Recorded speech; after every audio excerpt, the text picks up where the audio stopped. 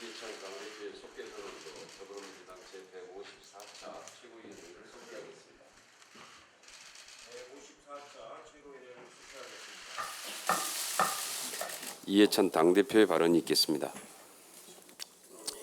예, 어제 문재인 대통령께서는 유엔 총회에 참석하시기 위해서 출국을 하셨습니다. 트럼프 대통령과 9번째 한미 정상회담을 23일 날 할 예정입니다. 모레는 유엔 총회에서 기자연설을 하실 예정이고 이번 일정은 굳건한 한미 동맹과 국제사회에서의 한국의 위상을 잘 보여주는 것이라고 생각을 합니다. 현재 북미 비핵화 실무 협상을 앞두고 새로운 접근 가능성이 제기되고 있습니다. 가능성을 현실화하기 위해서는 중재자이자 촉진자로서 우리의 역할이 매우 중요한 시기입니다. 아무쪼록 이번 북미 간 비핵화 협상이 새로운 방법에 대해서 의견을 교환하고 다양한 한미 간 현안들에 대해서 신뢰하는 상호 동맹자로서 협력 방안을 논의할 것을 기대를 하겠습니다. 지난 8월 27일 압수수색으로 공식 시작한 검찰의 조국 장관 가족 관련 수사가 건 한 달째 진행되고 있습니다. 어떤 기사를 보면은 관련된 수사팀에 검사만 20여 명의 수사관 50여 명이 동원되었다고 합니다. 이렇게 대규모 수사가 진행되고 있는데 현재까지 확실하게 진실이 밝혀지는 건 별로 없는 것 같습니다. 검찰 수행 관행상 가장 나쁜 것이 먼지털이식 수사, 별건 수사인데 이렇게까지 한 달 동안을 하면서 확실한 결과가 아직 나오지 않는 것을 보면은 수사가 상당히 난항을 겪고 있는 게 아닌가 하는 생각이 듭니다. 아무쪼록 검찰 개혁을 막기 위한 총력 수사가 아니라 국민 관심사의 실체적 진실을 그대로 밝히기 위한 진실 밝히기 수사가 되기를 바라겠습니다. 이 자리를 빌어서 언론에게도 한 가지 당부의 말씀을 드리겠습니다. 지난 한 달 가까이 쓴 언론 기사가 거진 130만 건이 넘는다고 합니다. 이 많은 기사 중에서 진실이 얼마나 있는지를 되돌아보았으면 좋겠습니다. 언론은 진실을 국민들에게 알리는 것이지 의혹적이나 불법적인 피의사실 공표를 받아쓰는 데 역할이 있다고 생각하지 않습니다. 패스트트랙 안건 법안인 유치원 3법이 법사위 계류기간이 오늘로 만료되어 내일 본회의에 자동으로 부의될 예정입니다. 법사위 계류기간 90일 동안 제1야당의 태업으로 제대로 된 논의조차 한 번도 하지 못했습니다. 유치원 공공성 강화는 대부분 국민들이 찬성하는 국민의 명령입니다. 정기국회에서 반드시 통과시켜 학부모께 안심을 할 수 있게 해야 될 것 같습니다. 우리 당은 유아교육, 보육, 공공성 강화 특위가 내일 간담회를 가질 예정인데 상황을 확인하고 조속한 법안 처리 방안을 논의를 하겠습니다. 정치개혁과 사법개혁 법안도 패스트트랙 절차를 밟고 있는데 자유한국당은 태업 정치를 그만두고 논의에 응해 주시길 바라겠습니다. 이상입니다. 네, 다음은 이인영 원내대표의 발언이 있겠습니다. 태풍 타파와 그리고 동대문 제1평화시장 화재 그리고 아프리카 돼지열병으로 피해를 입으신 국민 여러분들께 진심으로 위로의 말씀 거듭 올립니다. 대통령께서도 말씀하셨지만 관계 부처 그리고 유관 지방자치단체와 협력해서 조속한 피해 대책을 수립하고 지원 방안을 강구할 수 있도록 혼신의 힘을 다하겠습니다. 이번 주부터 정기국회 일정이 다시 본격화됩니다. 20대 국회가 국민들께 일하는 모습을 보여드릴 마지막 기회입니다. 민주당은 모든 상임위를 가동해서 국정감사와 입법 및 예산 심사에 나설 준비를 마쳤습니다. 시급한 민생 과제를 조속히 해결하도록 당정 협의도 수시로 가동하겠습니다. 민주당은 오직 민생과 경제 활력 그리고 정치개혁, 사법개혁을 위해서 일관되게 집중하겠습니다. 이러한 때 자유한국당 지도부는 정쟁으로 일관하고 있습니다. 지난 주말도 자유한국당은 장외로 나갔고 정쟁만을 야기하는 제1야당의 모습에 민생은 안중에도 없었습니다. 자유한국당이 말하는 민생은 광화문 한복판에서 당원들까지 동원해서 삭발 릴레이를 펼치고 이념몰이를 하는 것에서 절대로 찾아질 수 없습니다. 자유한국당이 어제 내놓은 이른바 민부론에도 민생은 어디에도 없었습니다. 이미 폐기 처분된 747과 같은 또 줄푸세와 같은 이명박근혜 정권 시절의 실패한 경제에 대한 향수만 가득했습니다. 잘못이 확인된 처방을 다시 환자에게 내미는 것은 무능한 의사임을 고백하는 모습입니다. 자유한국당은 이런 명백한 현실을 똑똑히 성찰하기 바랍니다. 민생이 빠진 민부로는 명백히 가짜입니다. 정쟁의 비판을 호도하기 위한 민부로는 더더욱 가짜입니다. 우리 당의 을지로위원회가 왕성한 활동을 펼치는 반면 자유한국당이 내어놓았던 손톱 및 가시뽑기위원회는 온데간데 없이 사라졌다는 사실을 자유한국당은 명심하기 바랍니다. 국회가 할 일은 민부시효가 아니라 국민을 위한 민생, 경제 활력을 위한 입법과 예산 처리입니다. 자유한국당은 어떠한 정쟁 시도도 이제 중단하시기 바랍니다. 지금은 우리 국회가 민생에 오로지 매진할 때라는 점을 거듭 강조합니다.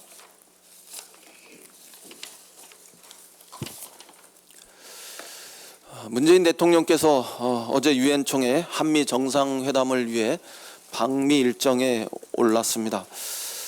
한미 정상회담에서는 한반도 평화를 위한 새로운 해법을 협의한다고 들었습니다. 유엔 총회에서는 한반도 평화 프로세스에 대한 국제사회의 지지를 더욱 깊고 넓게 다질 것으로 전망됩니다. 이번 한미 정상회담에서 북미 간의 셈법을 획기적으로 좁히고 북미 간의 대화를 원활하게 이끌 비전과 제안을 제시해 주실 것도 기대합니다. 남북미는 진정한 한반도 평화를 위해 다시 전진해야 합니다. 금강산 관광 재개와 이산가족 상봉 등 많은 과제가 여전히 산적해 있습니다. 남북관계 개선도 북미 대화 재개와 동시에 속도감 있게 논의되길 기대합니다. 한반도 평화 프로세스의 완성에 문재인 대통령의 이번 방미가 또 하나의 주춧돌이 되기를 기대합니다. 아울러 이번 주만큼은 여야가 정쟁을 멈추고 한마음으로 대한민국의 외교에 선전을 기원하는 응원의 한 주가 될 수 있기를 기대합니다. 민주당도 맡은 역할을 다하겠습니다. 어제 대통령의 방미길에 5분의 우리 당 의원님들이 동행했습니다. 그동안 공공외교의 역할 속에 의회의 역할이 더욱 커지고 있는 만큼 이번에 동행한 의원님들의 혁혁한 역할을 기대합니다. 국익 앞에는 여야가 따로 있을 수 없습니다. 북미 협상의 성공적인 재개와 한반도 평화 프로세스의 전진을 위해 국회도 든든한 서포터가 되어야 하겠습니다. 한반도 평화와 남북관계 진전을 위한 공공외교의 길에 조만간 야당도 함께 동참하기를 기대합니다. 이상입니다. 네, 박주민 최고위원의 발언 있겠습니다. 예, 어제 황교안 대표가 고 스티브 잡스를 모방이라고 하면 좀 기분 나쁘실 수도 있겠지만 모방한 듯한 차림새로 소위 민부론이라는 정책을 발표했습니다. 이제라도 정책으로 승부하려는 모습에 대해서는 일단 환영하는 바입니다. 그런데 어제 발표된 민부론에 대해서는 구체성이 떨어진다는 등의 비판적인 총평 이외에도 구체적으로 봤을 때도 우려할 만한 부분이 많이 포함되어 있다는 평가가 나오고 있습니다. 이에 대해서 조금 더 구체적으로 말씀드려 보겠습니다. 우선 경제 활력 제고 등을 위해서 상속세 부담을 낮추는 방향으로 바꾸고 일감 몰아주기에 대한 규제를 완화하겠다라고 하였고 대중소기업 간 협력이익 공유제의 철폐를 하겠다. 이런 정책들을 내세웠습니다. 그런데 이것은 오랜 세월 이어져 온 저성장과 양극화의 문제가 그동안 지속되어 왔던 재벌 위주의 성장 정책에 기인한 것이라는 시대적인 평가를 간과하고 다시 재벌 위주의 경제체제를 강화하는 잘못된 정책으로 보입니다. 다음으로 노동정책으로 근로기준법의 근로계약법으로의 전환, 파업기간의 대체 근로 전면 허용, 직장점거 금지, 부당노동행위에 대한 형사처벌 규정 삭제 등을 제시하는데 이것은 자본주의 체제에서 노동자가 가지는 특수한 지위에 대해 배려해야 한다는 헌법적 이념에 반할 뿐만 아니라 헌법이 직접 규정하고 있는 근로상권을 침해할 수 있어 보입니다. 그리고 복지 포퓰리즘을 방지하자고 하면서 헌법에 국가채무 한도를 GDP 대비 40%로 명시하고 해당 연도 세입을 초과하는 복지정책 신설을 못하도록 하는 법을 제정하자고 주장하고 있는데 이는 최근의 국제적인 흐름에도 반하는 것으로 보입니다. 다들 아시다시피 확장적 재정정책과 사회 안전망 강화는 IMF, OECD 등 국제기구들이 적극 권고하고 있는 정책들입니다. 이에 따라서 다른 선진국들도 이런 방향으로 경제적 정책을 추진하고 있는 상황인데 이런 국제적인 흐름과 상당히 동떨어져 있다고 보여집니다. 정리해보면 구체성도 떨어지고 시대적 평가도 동떨어져 있으며 세계적 추세도 반영하지 못한 정책들이라고 할 수 있습니다. 그런데 이런 자유한국당의 민부론에도 고마워해야 할 부분이 하나 있는 것 같습니다. 그동안 자유한국당은 자신들이 가지고 있는 정치적 색깔과 정책과는 달리 항상 자신들이 서민을 위한 정당이라고 주장을 해서 국민들을 혼동시켜 왔는데 이번에 발표된 민부론을 통해 확실히 서민을 위한 정당이 아님을 알 수 있게 되었습니다. 더 이상의 혼동은 없을 것 같습니다. 그동안 추진되어 왔던 친재벌 정책에서 벗어나 진정으로 양극화를 해소하고 경제의 활력을 되찾을 수 있는 길은 우리 당과 정부가 추진해왔던 포용적 성장 정책이라고 생각합니다. 이것을 보다 잘 다듬고 구체화해서 저성장과 양극화의 문제를 해결해 나가도록 힘을 모아 나가겠습니다. 이상입니다. 박광원 최고위원의 발언이겠습니다. 네, 3년 만에 국민들이 다시 촛불을 들었습니다. 표면적인 이유는 검찰 개혁입니다만 최근 자유한국당과 우리 사회 일각에서 역사의 물줄기를 잘못된 과거로 되돌리려는 시도가 있고 이것을 결코 그대로 둬서는 안 되겠다는 의지의 표현으로 보는 것이 옳을 것 같습니다. 주최 측 추산 3만 명이 참게 했다고 합니다. 3년 전 작은 촛불에서 시작된 국민들의 참여가 뒤틀린 역사의 물줄기를 바로잡았던 위대한 촛불혁명으로 승화됐던 사실을 상기한다면 예사롭지 않은 흐름으로 볼 수 있습니다. 그때 국민이 명령한 나라다운 나라는 첫 고개를 넘는데도 많은 방해와 저항과 반대에 부딪히고 있습니다. 하지만 어떤 왜곡과 방해가 있어도 나라다운 나라는 결코 포기할 수 없는 길이고 뚝심 있게 실현해야 할 일입니다. 대한민국 모든 국민의 목표입니다. 그것이 결코 흔들리지 않는 나라를 만드는 길로 가는 것입니다. 미래를 포기하고 과거로 갈 수는 없습니다. 문재인 정부는 미래로 가기 위해서 역대 어떤 정부보다도 더 많은 정책을 갖고 국민들과 절박하게 소통해 왔습니다. 국민 모두가 고르게 잘 사는 나라를 만들기 위해서 아동수당 도입, 문재인 케어 도입, 치매 국가 책임제 도입, 근로장려세제 확대, 기초연금 인상, 고교 의무교육 도입, 소상공인 카드 수수료 인하, 임대료 인상률 5% 제한, 국민연금 스튜어드 코드십 도입, 그리고 국민이 주인인 나라를 만들기 위해서 청와대의 낮은 자세, 국정원의 국내 정치 관여 금지, 민간인 사찰 금지, 그리고 경찰 자치경찰제 도입을 비롯한 검경 수사권 조정, 그다음 검찰 개혁.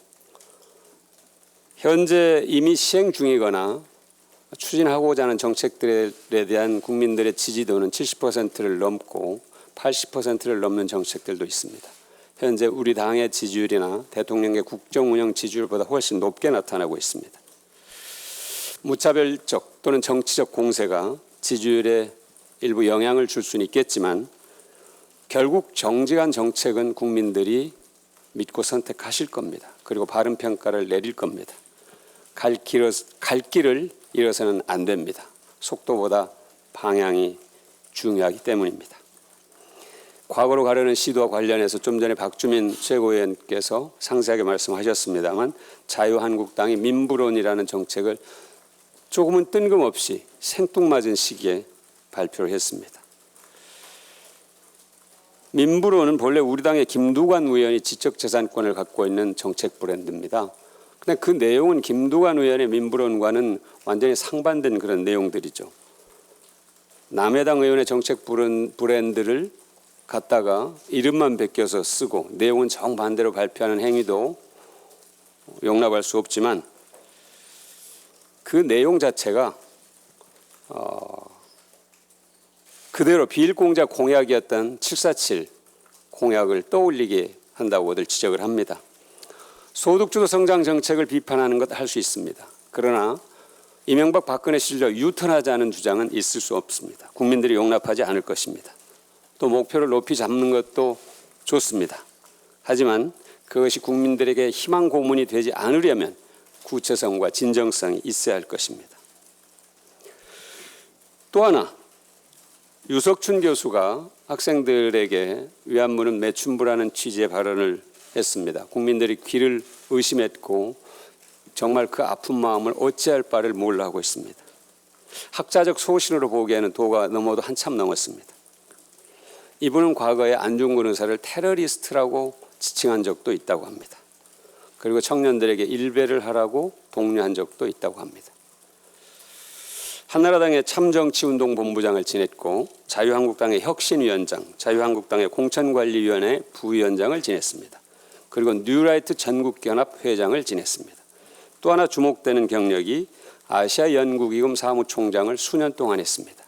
아시아연구기금은 A급 전범인 사사카와 료이치라는 일본 사람이 경정을 통해서 얻은 돈을 갖고 만든 일본 재단, 니폰 재단이라는 재단의 출연을 받아서 운영되는 기금입니다. 저는 이 유석춘 교수 개인의 문제에 끝나지 않고 우리가 봤던 강제징용을 부정하는 반일 종족주의라고 하는 책을 통해서 국민들에게 충격을 줬던 이용훈 교수 등과 같은 뉴라이트 계열 학자들의 연구 기금이 도대체 어디와 연결되어 있는가, 이 근본적인 의문을 이제는 가져야 될 때다 이렇게 생각을 합니다. 일본 식민지 지배가 한국의 근대화에 기여했다는 주장이 그냥 나오는 얘기가 아닙니다. 식민 사관과 일본 우익 자금이 결합돼서 나오는 것이라는 합리적 의심과 추론을 할 수밖에 없습니다.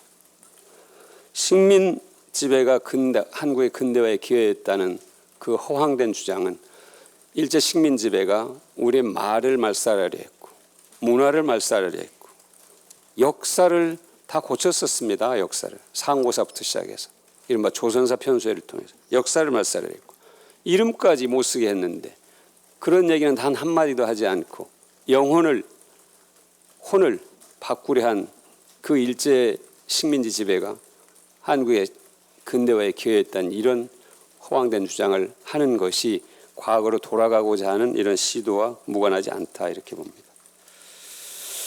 국민들께서 정확하게 깨달으셨을 것으로 믿고 있습니다. 우리 당에서도 이 문제에 관해서는 철저하게 강력하게 대처해야 된다고 생각합니다. 이상입니다. 서른 최고위원의 발언 있겠습니다. 내일 한미 정상회담이 열립니다. 북미 실무 협상 재개를 앞둔 시점에 열리는 이 한미 정상회담은 한반도 평화 번영의 길에서 중요한 분기점이 될 것으로 예상됩니다. 교착 상태이던 북미 간에도 청신호가 켜지고 있습니다. 트럼프 대통령은 북한 비핵화 관련해서 새로운 방법론을 꺼냈습니다. 북한도 환영하는 담화를 발표했습니다. 북미 실무회담 재개를 앞두고 북미 양측이 유화적 메시지를 주고받아서 북미 관계 개선에 대한 기대감이 높아지고 있는 상황입니다. 실무협상에서 진전된 결과를 내고 연내 북미 정상이 만나 더 큰 진전을 이루길 기대합니다. 북미 대화의 성과를 바탕으로 해서 남북 대화와 교류의 물꼬를 트는 선순환 구조도 만들어야 할 것입니다. 그렇게 해서 개성공단도 재개하고 금강산 관광도 재개하고 그리고 평양 관광까지 할 수 있는 그런 결정이 나올 수 있게 되기를 기대합니다. 문재인 대통령의 성공적 중재자 역할을 기원하며 이번 회담을 통해 튼튼한 한미 공조를 재확인하고 한반도의 항구적 평화체제 정착의 계기가 마련되기를 기대합니다. 이상입니다. 네, 김혜영 최고위원의 발언 있겠습니다. 얼마 전 자사고의 재지정 평가와 지정 취소와 관련하여 많은 논란이 있었고 소송으로까지 이어지고 있는 상황입니다. 저는 당시 지정 목적에 맞지 않게 운영되는 자사고는 운영 성과 평가를 거쳐 지정을 취소하는 것이 타당하다고 주장한 바 있습니다. 내년에는 50여 개 학교의 자사고 외고 국제고에 대한 재지정 평가가 있을 예정입니다. 이 문제의 본질적 해결을 위해 정책적인 관점에서 의견을 제시하고자 합니다. 고교 체제와 관련된 부분은 교육 제도의 기본적인 부분으로서 그 지정 취소 여부를 교육감의 재량에 맡길 것이 아니라 국가 정책으로서 일괄적으로 정하는 것이 맞다고 생각합니다. 저는 자사고와 외고, 국제고를 초중등 교육법 시행령상의 근거조항 삭제를 통해 일괄적으로 일반고로 전환할 것을 제안합니다. 일반고로 전환함에 있어 5년의 유예 기간을 둔다면 현재 이들 학교의 재학생과 입학 준비를 하고 있는 학생들에게 예측하지 못한 피해를 주지는 않을 것입니다. 또한 전환된 일반고에는 전환을 효과적으로 뒷받침하기 위한 충분한 재정 지원이 있어야 할 것입니다. 실제 부산국제외고의 경우 올해 일반고로 전환하였는데 기존 외고의 강점 분야인 외국어를 다양한 맞춤형 프로그램으로 재편하고 외부 강사 지원을 통한 드림업 프로그램 운영으로 내실 있는 교육 과정을 실현하고 있습니다. 교육의 자율성과 다양성을 위해 도입된 자사고가 실제로는 성적이 우수한 학생들을 선발하여 입시 위주의 교육을 함으로써 사교육 과열, 고교 서열화, 일반고 황폐화와 같은 문제의 원인 중 하나로 작용하고 있는 것은 부정할 수 없는 사실입니다.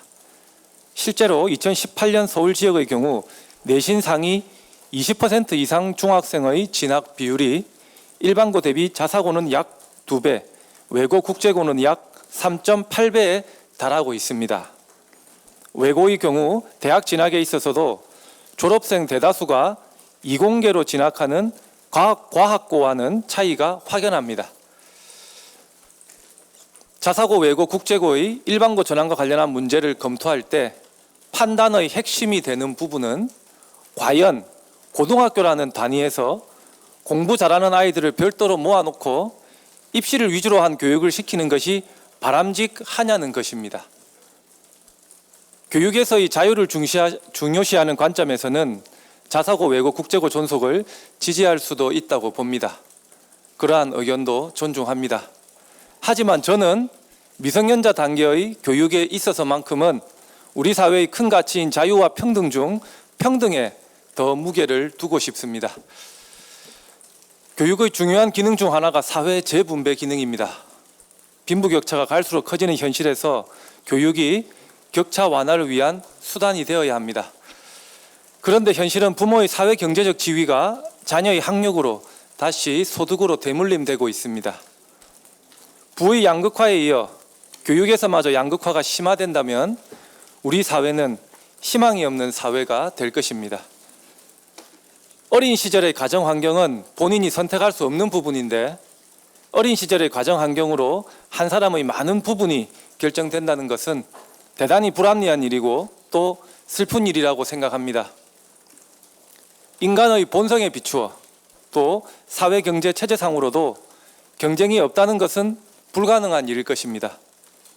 인간 사회의 경쟁이 불가피하다고 하더라도 저는 그 경쟁이 최소한 미성년자가 지난 단계에서 본격적으로 이루어졌으면 좋겠습니다. 그렇다면 타고난 가정 환경을 극복할 수 있는 가능성이 조금은 더 높아질 수 있을 것입니다. 또한 인간의 잠재력은 언제 어느 시기에 발현될지 아무도 모릅니다. 가정 환경에 많은 영향을 받는 미성년자 단계에서의 경쟁으로 한 인간의 많은 부분이 평가되고 기회가 차단되는 것은 우리 사회 공동체의 발전을 위해서도 바람직하지 않다고 봅니다. 빠른 기술의 발전과 평생교육 시대를 맞아 교육에서의 효율성 추구는 미성년자를 지난 단계에서도 얼마든지 실현해 나갈 수 있다고 생각합니다. 교육 문제를 해결하기 위한 가장 본질적인 방법은 대기업과 중소기업, 정규직과 비정규직의 임금 격차 완화와 기술을 가진 사람에 대한 사회의 우대 등 노동시장에서의 격차를 줄이는 일입니다. 저희 더불어민주당에서는 이러한 노동시장에서의 격차 완화와 교육기회의 불평등 해소 등 우리 사회의 격차 완화를 위해 지속적으로 노력해 나가겠습니다. 이상입니다. 남인순 최고위원의 발언 있겠습니다. 네, 한국당 전 혁신위원장 유석춘 교수가 강제 동원된 일본군 위안부를 매춘부라고 주장했는데 이는 정말 명백한 허위사실이고 망언입니다. 위안부 피해자들을 지원해온 시민단체를 폄훼하는 것도 모자라서 위안부 망언에 문제 제기한 학생에게 성폭력 범죄성 발언도 서슴지 않았습니다. 일본군 위안부 문제는 이념의 문제가 아닌 보편적 인권의 문제이며 유엔 인권 기구들은 여러 차례 일본 정부를 향해서 사실 인정과 공식 사죄, 법적 배상, 책임자 처벌을 권고해왔습니다. 자유한국당은 유석춘 교수를 비판적 시각에서 보수 정권이 나가야 할 길을 제시해온 합리적 인사라고 얘기하면서 보수의 가치를 재정립하고 당 대표의 혁신위를 최우선적으로 실현할 적격자라고 추켜 세웠었습니다. 자유한국당은 세 줄짜리 유감 표명에 그칠 것이 아니라 혁신위원장으로 임명했던 과오를 반성하고 공개적으로 비판하고 국민 앞에 사과해야 할 것입니다. 자유한국당이 바라는 보수의 가치가 친일 역사 왜곡이 아니라면 또 국민들에게 토착 왜곡이라는 불명예를 더 이상 듣고 싶지 않다면 분명하게 입장을 밝혀야 마땅합니다. 유석춘 교수는 진심을 다해서 위안부 피해자들과 학생들, 국민들께 섰고 대지하십시오. 연세대학교는 유석춘 교수에 대해 신속하고 책임 있는 조치를 내려야 할 것입니다. 마지막으로 역사를 부정하고 자기 이로운 방향으로 해석을 이용하는 극우 인사들은 반드시 심판받을 것임을 명심하시기 바랍니다.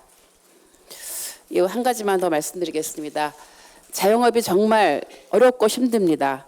오늘 을지로 당정청 회의에서는 가맹점주 경영여건 개선 대책 발표 및 우수 상생협력 사례 발표식이 있었습니다. 가맹산업 매출액은 120조 원으로 종사자는 125만 명에 달하고 경제활동 인구의 4.5%를 차지하고 있습니다. 그러나 가다출점으로 인한 시장 과밀화, 불공정 거래 행위 증가, 온라인 판매 증가 등으로 경영 여건이 매우 어려워서 자영업자들은 폐업의 위기에 내몰려 있습니다. 오늘 관계부처 합동으로 발표한 대책의 핵심은 근접 출점을 실태조사하고 허위 가장 정보 제공 고시 마련, 그리고 가맹점 수치 구조 투명화를 유도하고 또 광고 판촉비의 부담을 완화하고 또 중도 폐업 시에는 위약금을 감면하는 그동안 가맹점주들이 요구했던 많은 내용을 담고 있습니다.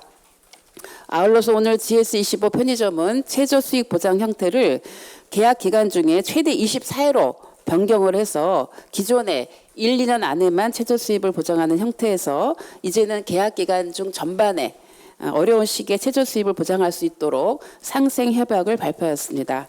앞으로 위기에 내몰린 자영업자들과 편의점주들께 희망을 드릴 수 있도록 저희 당이 더 최선을 다하도록 하겠습니다. 이상입니다.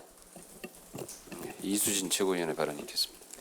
네, 제1평화상과 화재로 인한 큰 고통으로 아파하고 계실 상인분들께 위로의 말씀을 드립니다. 신속하게 피해 복구돼서 다시 활력을 띠는 모습을 되찾길 바랍니다.